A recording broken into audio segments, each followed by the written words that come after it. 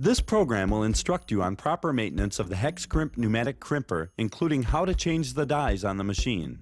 The hexcrimp pneumatic is designed for minimum maintenance. When assembled, this machine is factory lubricated with extreme pressure grease.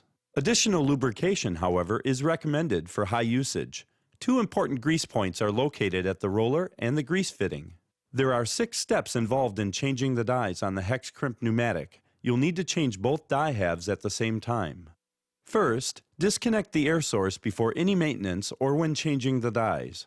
Second, remove the bottom head screw on one end of the bottom hex shaft. Third, remove the retaining ring on the top hex shaft. 4. Slide the hex shaft out of the side plates and remove the dies. 5. Insert the new die between the side plates of the machine and slide the hex shaft through. Make sure the die markings match between the top and bottom dies.